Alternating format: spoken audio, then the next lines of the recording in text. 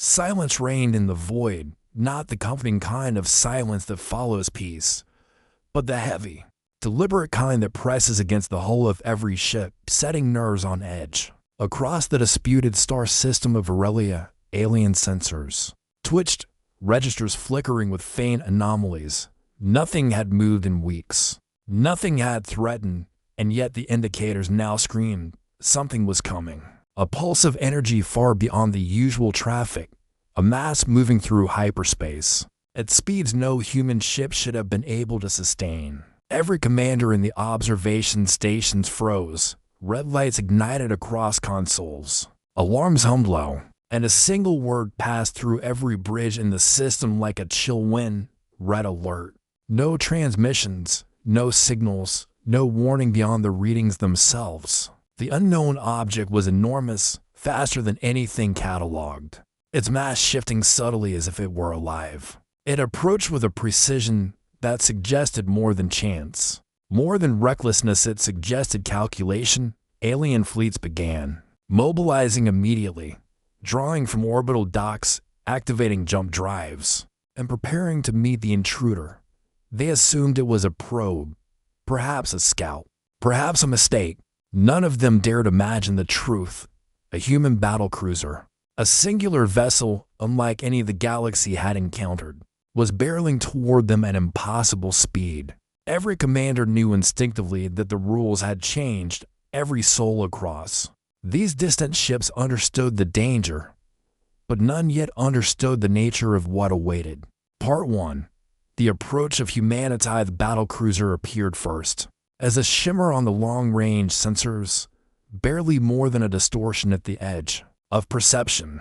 Then, almost imperceptibly, it solidified, a dark silhouette cutting across the void with impossible velocity. Its hull was enormous, sleek, and intentionally unassuming.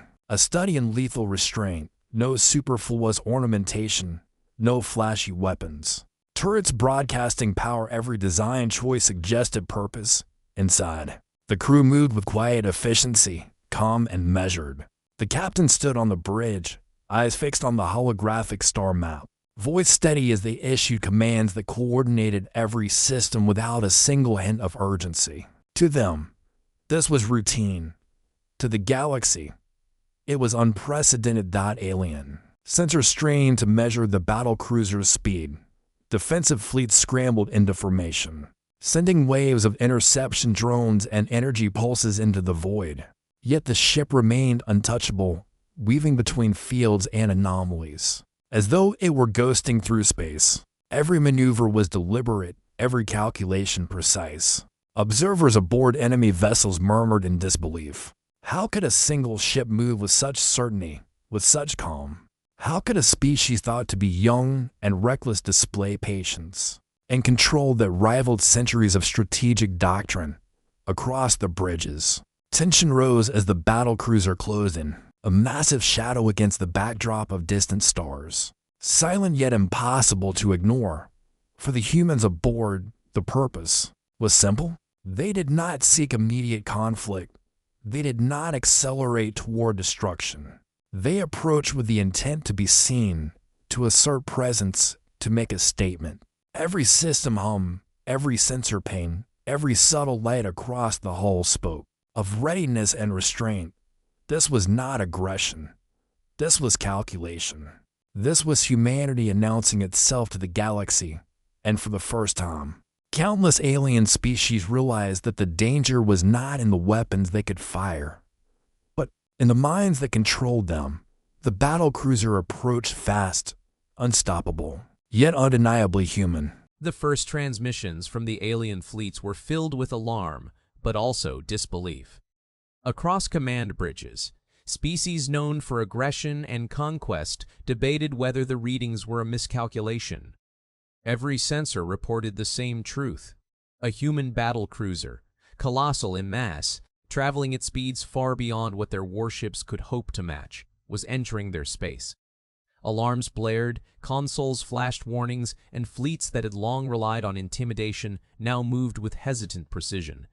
Commanders barked orders, trying to anticipate the humans' next move, but every calculation seemed futile. Every prediction failed.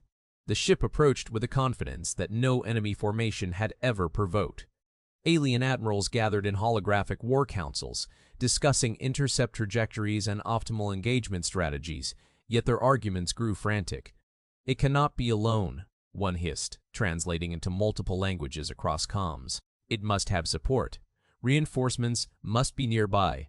Another countered, "Even if reinforcements exist, their timing would be too late. This ship is beyond their reach." Across the fleets, sensors detected no additional vessels, no hidden squads, no signals of a wider human force. Still, hesitation spread like a contagion. The humans were silent, unhurried, unyielding, and every second of inaction forced the aliens to confront an unnerving possibility. Perhaps this single ship was enough.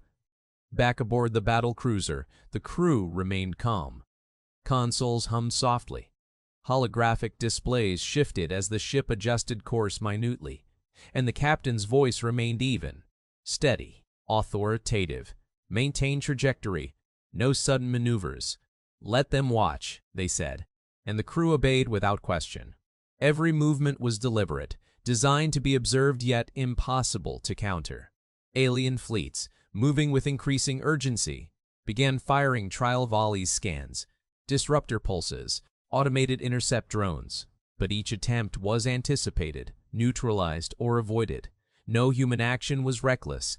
Every action was an invitation for the aliens to make their choice, and the consequences would be theirs alone. The tension escalated as the battlecruiser drew closer. Alien crews whispered among themselves, some frozen in awe, others trembling with fear, realizing that speed, size, and technology alone did not define danger.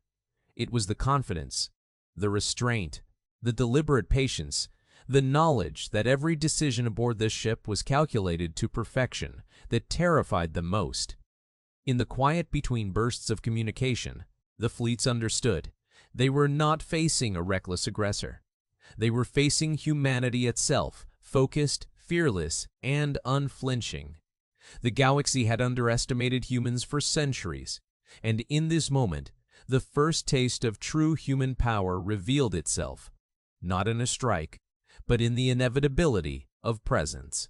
The moment the human battlecruiser crossed into visual range, silence fell across the alien armada. Not the silence of peace, but the heavy, suffocating kind that came just before catastrophe.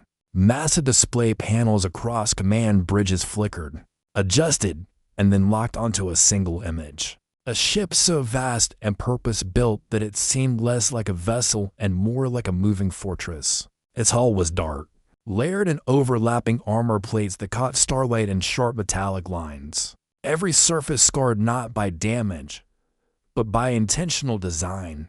Engine wakes burned with a deep, steady glow, not flaring wildly, but controlled. Discipline, as if the ship itself were holding back. No insignias of conquest adorned its sides, no banners of empire. Only clean geometric markings and the unmistakable symbol of Earth, simple, restrained. An unyielding, alien commander stared as their targeting system struggled to define the ship's true mass and energy output, recalculating again and again as if refusing to accept the numbers. This was not a vessel built for intimidation alone. It was engineered for survival in environments that killed stars, for battles that rewrote physics, for wars humanity had prepared for, but never rushed to start. Some officers whispered that the ship looked unfinished, to plain, to functional, until others realized the truth with growing dread.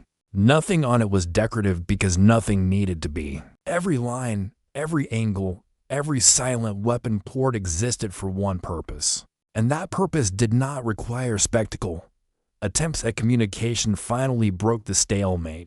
A coalition command signal, layered with authority codes and defensive posturing, reached out across the void, demanding identification, intent, and immediate course correction. The human ship did not respond at once.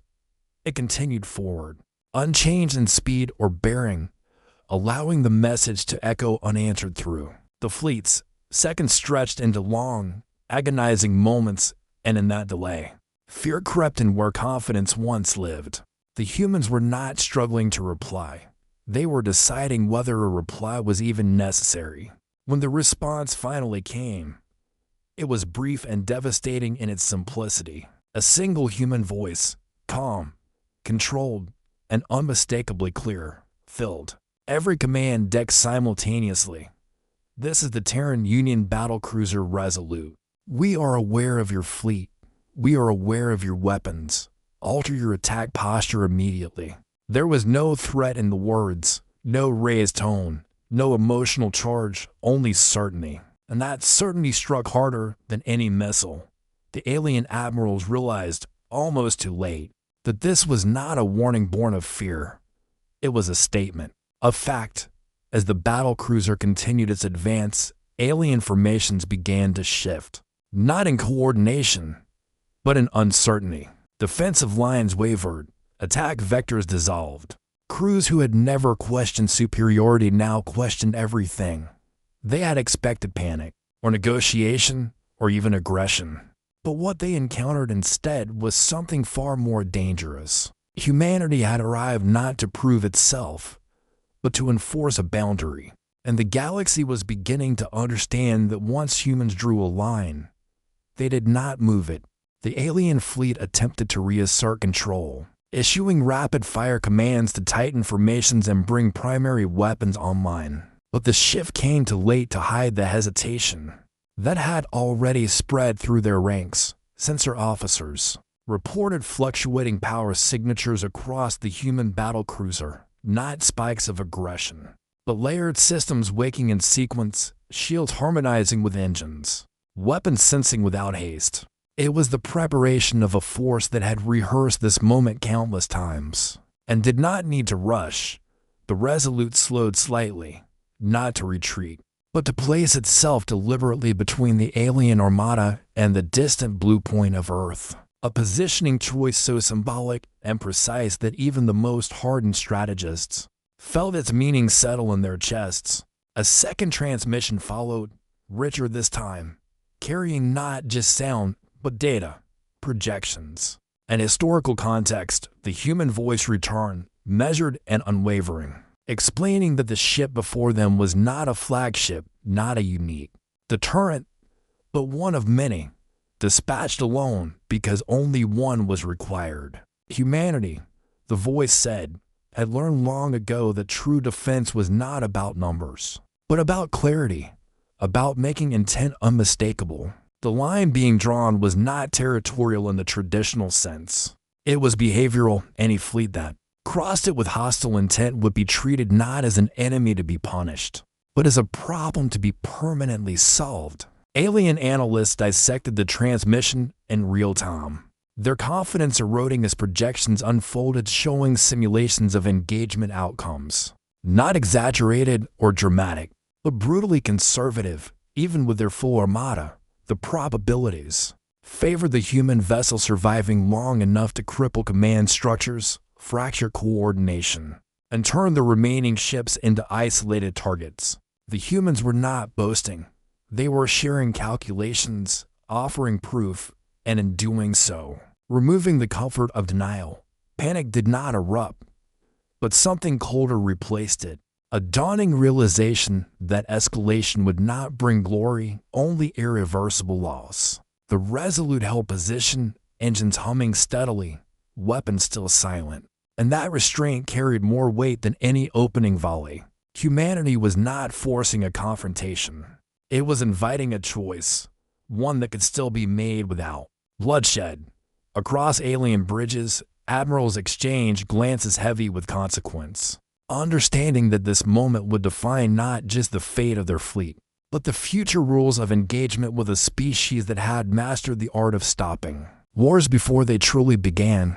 The alien command councils fractured under the pressure of the moment, their once unified doctrine splintering into competing voices of caution and pride. Some argued that a single human ship, no matter how formidable, could not truly stand against an entire armada. That retreat would signal weakness and invite future challenges from other rising civilizations. Others, watching the unwavering presence of the Resolute, felt the weight of a truth they had never been forced to confront before. This was not a bluff, and humans did not posture without purpose. As debates raged across encrypted channels, time slipped by, and with every passing second, the psychological advantage shifted further toward the solitary battlecruiser that waited without impatience or fear, a forward strike group operating, understanding contingency orders rather than full consensus and out of formation. Their weapon systems powering up in a cautious, probing display. It was not a full attack, but a test, a way to measure human response without committing the entire fleet. Sensors flared as targeting arrays locked onto the Resolute, and for the first time, alien gunners tasted the tension of aiming at a target that did not attempt to evade. The human ship remained perfectly still, as if daring the universe itself to flinch then. Without warning or announcement, the space between attacker and defender changed. A localized gravitational distortion bloomed around the strike group, subtle at first, then overwhelming, warping trajectories and compressing space in ways the alien ships had never countered. Hulls groaned, formations shattered. Power systems cascaded into emergency shutdowns as inertial dampeners failed to keep up. The human ship had not fired a weapon in the traditional sense. It had simply reached out and altered the rules of engagement, demonstrating a capability so precise and controlled that it incapacitated without destroying. The message was unmistakable. This was restraint in action, and it was terrifying. The distorted field collapsed as quickly as it had formed, leaving the alien ships drifting, alive but helpless, their systems scrambling to recover. The Resolute did not pursue, did not exploit the opening, and did not escalate further. Instead, a final line of the earlier transmission replayed across alien command decks, now heavy with meaning. This line exists to protect our world, not to test your courage in that moment. The remaining admirals understood that humanity's patience was not infinite, but it was intentional, and crossing that line again would not be met with demonstrations. It would be met with conclusions. Shock rippled through the alien armada as reports from the disabled strike group confirmed what many had feared and few had dared to say aloud. The human battlecruiser had not unleashed a super weapon, had not revealed its full arsenal, and had not even shifted posture after neutralizing the probing attack. It simply waited, steady and immovable, as recovery crews scrambled to regain control of drifting vessels. Commanders realized with growing unease that what they had witnessed was not humanity at its limits, but humanity barely engaging, using the lightest touch necessary to make its point. In the cold logic of warfare, that restraint spoke louder than annihilation ever could. Across the fleet, tactical projections were quietly recalculated, no longer framed around victory, but around survival. Simulations showed cascading failures if further aggression was attempted, command chains collapsing under targeted disruption, fleets rendered blind and immobile long before a decisive blow was ever struck. For the first time in recorded history, the coalition's greatest strength, its overwhelming numbers, became its greatest weakness. Too many ships relying on systems humans clearly understood better than their creators. The galaxy's dominant powers were facing a truth they had never prepared for. Humanity did not need to outnumber them, only to outthink them. A third human transmission followed, slower now, deliberate, its cadence carrying the weight of finality. The voice explained that Earth had studied the galaxy not to conquer it, but to survive within it, learning its patterns, its mistakes, and its cycles of rise and collapse. Humanity had seen what unchecked expansion did to civilizations, how fear-driven aggression always justified itself until nothing remained worth defending. This warning, the voice said, was not just for the fleet present, but for every power. Listening, every empire watching from afar, recording every word, Earth was declaring a doctrine, one built on boundaries, accountability, and the absolute certainty that another attack would not be stopped halfway. As the transmission ended, long-range sensors across the armada detected something new, something far more unsettling than weapons fire. Distant energy signatures flared briefly, then vanished. Evidence of other human assets repositioning beyond detection range. Silent reminders that the Resolute was not alone, merely the one chosen to be seen in that moment of shared realization. The galaxy did not erupt into chaos or retreat in panic. It hesitated, collectively and unmistakably. And that hesitation marked the instant when humanity ceased being a variable to test and became a constant to respect. The hesitation did not fade quickly. It settled in, heavy and unavoidable, pressing down on every command decision across the alien fleet. Admirals who had built their careers on decisive action now found themselves paralyzed by the clarity of the situation. The humans had not threatened domination, had not demanded tribute, and had not even asked for acknowledgement. They had issued a warning structured like a law of nature, simple, observable, and absolute. Cross the line again, and the response would no longer be measured. That understanding rewrote centuries of doctrine in a single, uncomfortable moment. Quietly, almost reluctantly, ships began to power down offensive systems, not as a sign of surrender, but as an admission of reality. Weapon capacitors cooled, targeting locks disengaged. Formation spacing widened as if the fleet itself needed room to breathe.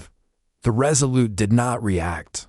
It did not shift position or acknowledge the change, reinforcing the message that humanity did not require submission to feel secure. It required compliance with a boundary, nothing more and nothing less. That indifference to pride was perhaps the most alien concept of all. Far beyond the immediate engagement zone, observers took notice. Neutral systems recorded the encounter. Relays carried fragments of the transmissions. And analysts across the galaxy began to understand that this was not a localized standoff, but a precedent being set in real time.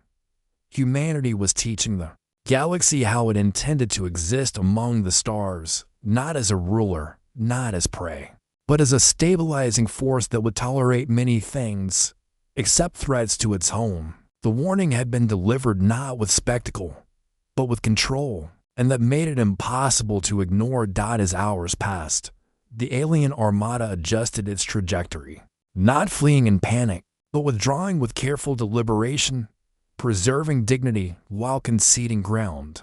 The human battlecruiser remained in place until the last hostile vector dissolved, then slowly resumed its original course, engine steady, posture unchanged.